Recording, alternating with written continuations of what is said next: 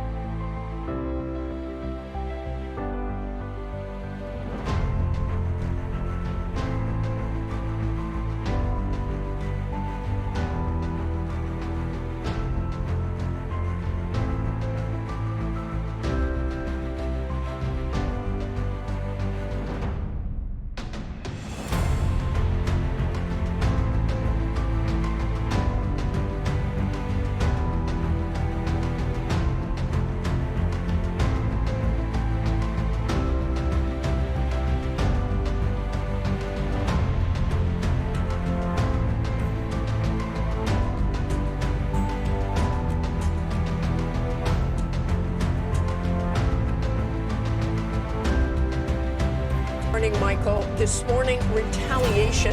The U.S. launching airstrikes targeting Iranian-backed groups in Syria who they say are responsible for a series of attacks against American forces. This latest, a drone strike on a maintenance facility in northeast Syria, leaving that American contractor dead, another one injured, along with 5 American service members wounded. There are some 900 American forces in Syria as part of a counter-ISIS force. They include Special Operations Forces, active duty, National Guard, and those contractors who are a vital part of the mission. But they're under constant threat. Since early 2021, they have been targeted 78 times by drones and rockets by these proxy groups. And sadly, this latest claiming the life of the American. Exactly, Michael. The North Koreans have been constantly testing weapons and U.S. resolve. This latest, they say, is a nuclear-capable underwater attack drone they claim can cause a nuclear tsunami to, say, destroy enemy naval strike groups.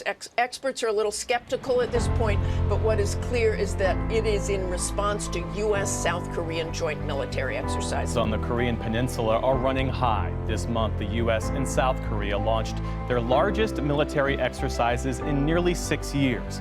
And in response, North Korea tested 5 missiles, part of a record number of tests over the last 15 months. Nick Schifrin looks at the debate over U.S. policy in the region as the exercises and tests continue. Above the Korean Peninsula, a show of force. U.S. bombers fly alongside South Korean jets to increase what the U.S. military called wartime strategic strike capabilities.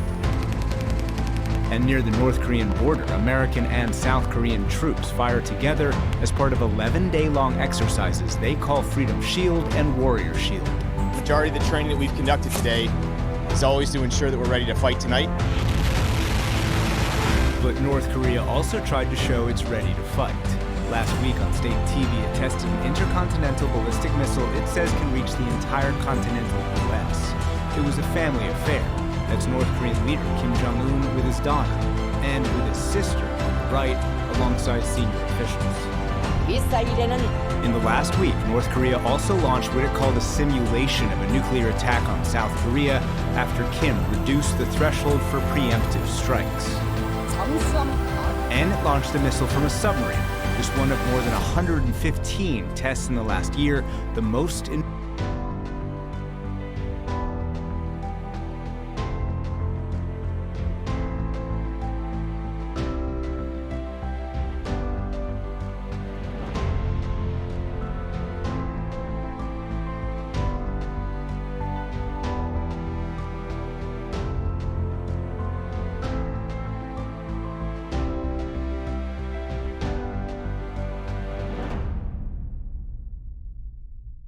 是中国的台湾，是全中国人民的台湾。当前，台海局势持续紧张，其根源在于民进党当局勾连外部势力，谋独挑衅，执意站到中华民族根本利益的对立面。两岸同胞血脉相连，骨肉相亲，我们愿意为和平统一创造广阔空间，但绝不为任何形式的台独分裂活动留下任何空间。针对外部势力干涉和台独分裂活动，解放军开展有关军事行动，天经地义，理所当然。台湾问题纯属中国内政，是中国核心利益中的核心，是中美关系第一条不可逾越的红线。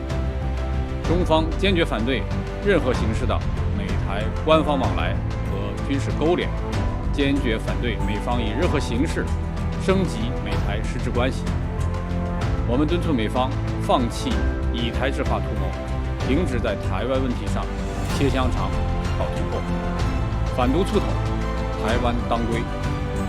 对于民进党当局任何分裂祖国的行径，对于外部势力任何干涉挑衅，中国人民解放军严阵以待，坚决捍卫国家主权和领土完整。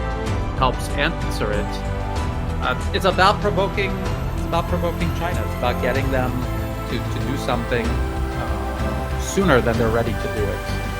When we talk about Chinese military power, a lot of Chinese military systems are based on Soviet or Russian designs, which we can see in Ukraine are performing very well. China has modernized a lot of those systems. They've taken a lot of these systems several steps forward using their own technology. And so I think it would be very foolish for the United States to believe that this is, again, it's just as China says, it is playing with fire.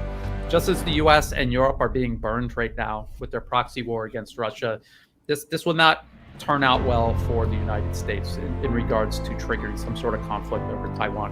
I know they think that this is the best time to do it, but this is something they, if they were truly prepared to do this, they would have done it sooner. The US is out of time. They're out of time. They're acting desperate. They have no good options. But you have to ask yourself, no good options to do what? To maintain US hegemony, US primacy around the world. The US is not the biggest country, not by land mass, not by population, not by industrial base. They're not the biggest in anything except military spending. That does not allow you to control the entire planet, not anymore.